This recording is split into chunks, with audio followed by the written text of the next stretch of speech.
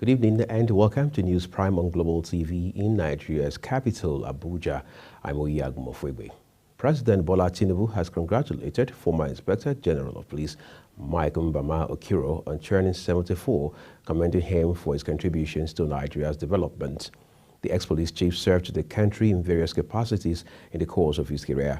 This was contained in a statement signed by Dele Alake, the special advisor to the president on special duties, communications and strategy. According to Alake, the president said Chief Okiro served the country meritoriously in various positions, during which he made important contributions to Nigeria's development. Recall that Okiro served as Lagos State's Commissioner of Police during Tinubu's time as governor of the state, a period of a smooth relationship that helped in bringing peace and harmony to the state, particularly among the various ethnic groups. President Tinubu extolled him, saying his competence and successful work in the state were evident and facilitated his movement up the ladder. Durumi 1 market was on Sunday morning engulfed by fire. The fire outbreak, which eyewitnesses said started at about 11 a.m., left shop owners devastated as they counted their losses from the unfortunate incident. Global TV Judith Peters, however, reports that sympathizers and some shop owners made efforts to put out the fire. Upon arriving at the scene, the news crew noticed a huge blaze, indicative of the scale of destruction that had been done to businesses situated at the market. This eyewitness tells Global TV about the incident. Actually, we play football around the neighborhood. The field is close to the market. We're on the pitch playing football when we see a very huge flame of fire. We need to stop our ball and then rush for a rescue. But unfortunately, when we came down to this place, the way the fire was burning, it is uncontrollable. Unless it's for the goodness of the outside boss, all those community guys that are around, they were the ones that take the first aid move to ensure that they reduce. But it's unfortunate that they can't do anything because the fire was too much. While several shop owners were evidently too overwhelmed to speak, this lady, who says she lost her business to the fire, expresses her devastation. I'm in the shop making it for someone. Someone just called me that our shop is burning, and I told them that what happened. They say from the dry cleaner shop, they hear gua, something blow like gas. That is what happened. Global TV learned that while frantic efforts were made to salvage the situation, firefighters from the Federal Fire Service and their counterparts from the Federal Capital Territory Administration were accused by shop owners and residents of not being prompt enough to mitigate the damage. However, we approached a member of the fire service team who offers to clear the air on the controversy. This is a fire incident that is disastrous to everybody and to those around this environment. But the fact remains that the road here to this place is very dangerous to us. But we traveled like all we could and we're here today. Now what happened here, we can't categorically tell right now until after our investigation has been carried on.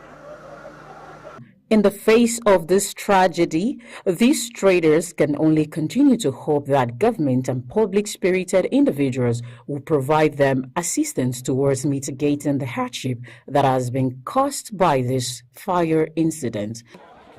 This is Durumi 1 market, where a fire outbreak engulfed every part of the market at the early hours of today at about 11 a.m. this morning. And we've had some eyewitnesses and also business owners here. A lot of them have been so sad, really sad, that they wouldn't even want to talk. Some are crying. It's been loss of properties, goods, and everything eventually. And also we're told that they called some police and also civil defense and some FCT fire service.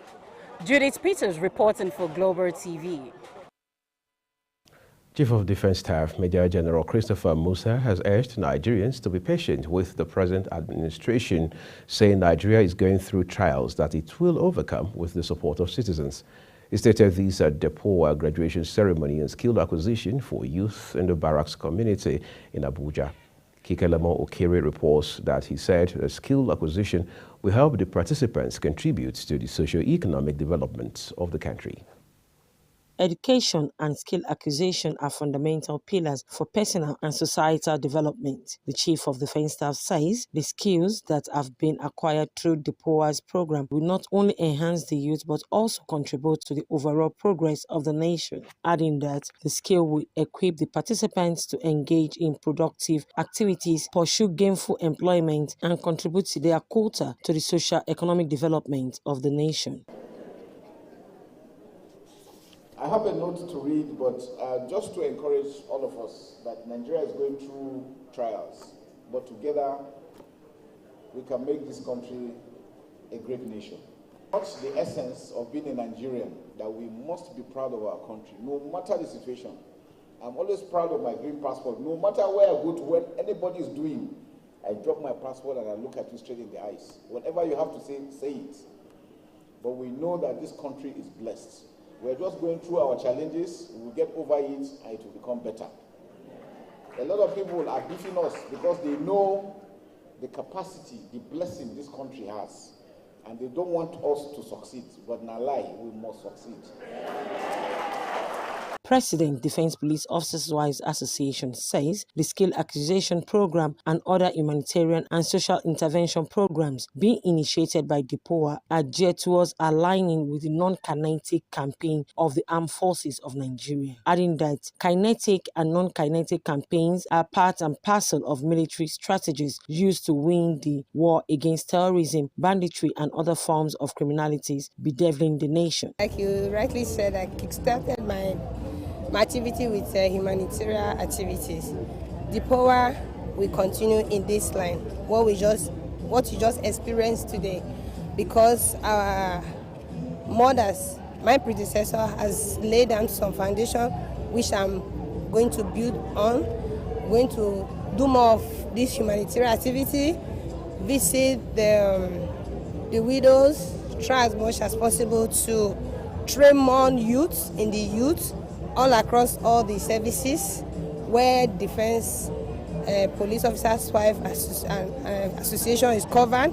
We'll make sure that we'll carry every one of them along. The immediate past president of the association added that skill acquired by the members of the POA will undoubtedly play a pivotal role in their personal growth, self-reliance, and empowerment by investing in their own ability. The POA has been at the forefront with the challenge of addressing the elephants in our community by upgrading the DPOA Skills Acquisition Center, DSAC, to empower widows, thereby giving them a trade to carry on the good work left behind by their breadwinners. A beneficiary who spoke on behalf of the graduating students says the skill acquired will enable them to be self-independent. The training has exposed us to critical thinking and creativity, allowing us to discover our potential. We cannot fail to recognize the foresight and vision that you have demonstrated in supporting us financially every week during the training, and delicious lunch served daily. In a related development, the occasion was used to celebrate the POA president for her birthday.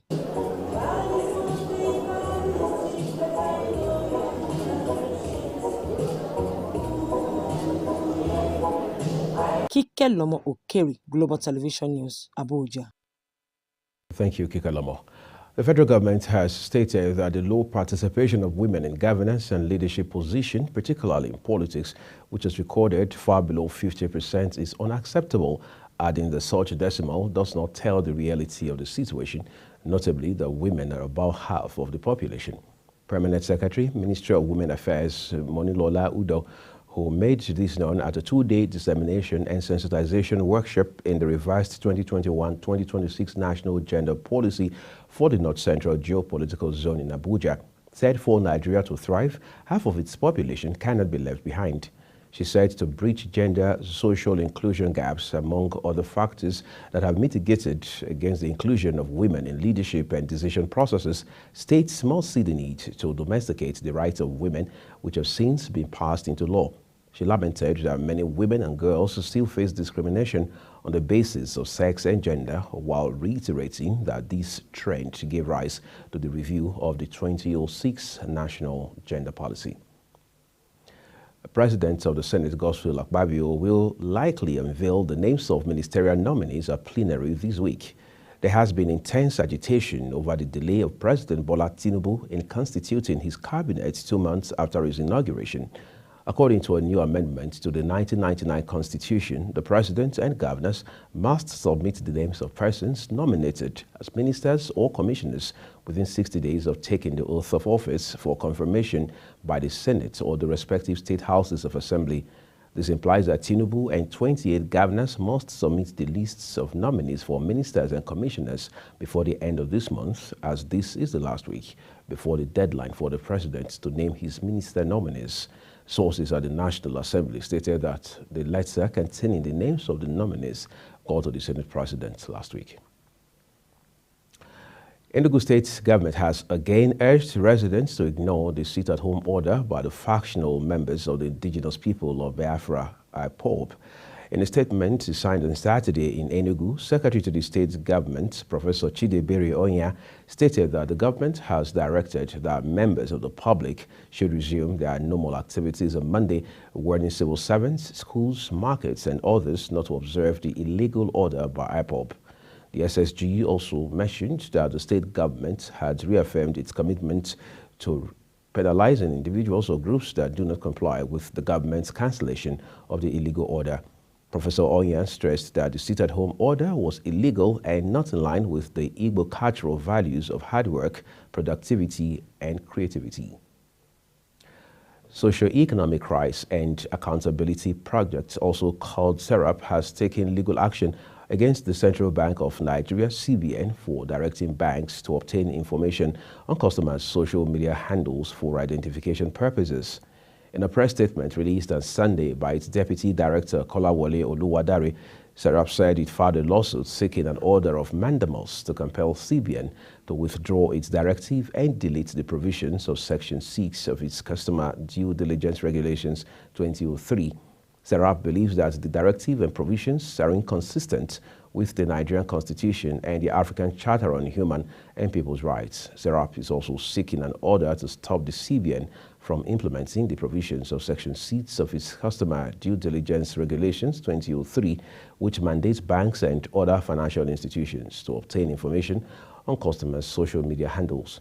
SERAP argued that such a requirement does not serve any legitimate aim and may be used to restrict citizens' rights to freedom of expression and privacy. The organization believes that without the relief sought, the CBN will enforce the unlawful directive, which, according to SERAP, will be a violation of citizens' rights.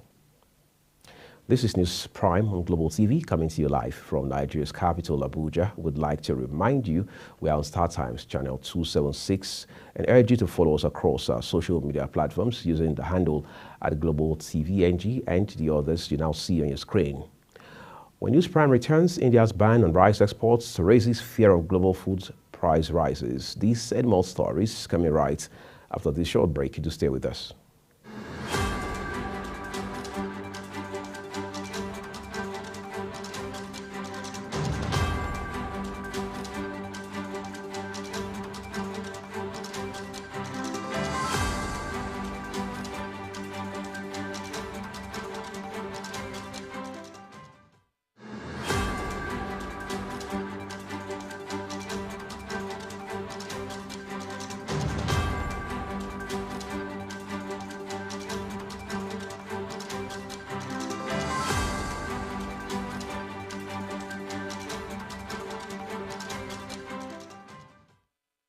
Thank you so very much for staying with us. Now let's turn to Asia, where India has outlawed the export of non-basmati white rice in an attempt to ward off looming domestic price spikes. Heavy rains have hurt crops in the country and rice prices have risen by more than 11% over the last 12 months. Non-basmati white grain currently accounts for about a quarter of India's rice exports, the Ministry of Consumer Affairs said as it announced the policy change. Experts warned the move could push up global food prices. Food supplies are already under pressure after Russia's withdrawal this week from a deal guaranteeing safe passage of Ukrainian grain, including wheat. India is the world's biggest exporter of rice, accounting for more than 40% of global shipments. Non-basmati rice is mainly exported to countries in Asia and Africa. Last year, the Indian government had imposed a 20% export tax to try to discourage foreign sales. It has also limited wheat and sugar shipments. However, exporting can be more lucrative for Indian farmers than selling domestically. Thousands of tourists and residents fleeing a wildfire on the Greek island of Rhodes huddled in schools and shelters on Sunday, with many evacuated on private boats from beaches as flames menaced resorts and coastal villages. Tour operators Jet2, TUI and Corridon cancelled flights leaving for Rhodes, which lies southeast of mainland Greece and is famous for its warm seas and ancient sites. The fire left trees black and skeletal. Dead animals lay in the roads near burnt-out cars, with thousands spreading the night on beaches and streets. The fire brigade said 19,000 people were moved from homes and hotels, calling it the biggest safe transport of residents and tourists Greece has carried out. And now some more foreign stories. Israeli Prime Minister Benjamin Netanyahu has had emergency surgery to fix a pacemaker after being taken to hospital on Saturday night. Doctors at Sheba Medical Center said the procedure went well and he is not in a life-threatening condition. Netanyahu's hospitalization comes ahead of a key vote in Parliament on the contentious overhaul of the judiciary. Protests against the reform have swept Israel, with many workers vowing to strike if the bill goes ahead. In a video address ahead of the overnight surgery, Netanyahu said he was feeling excellent but listening to his doctors. There had been growing questions over his health after he was admitted to hospital last week, supposedly suffering from dehydration. Professor Roy Brennert from the Sheba Medical Center said the operation went smoothly without any complications. His office said Netanyahu was expected to be discharged later on Sunday, but trips planned to Cyprus and Turkey would be rescheduled. As we take a look at Europe now, Spaniards are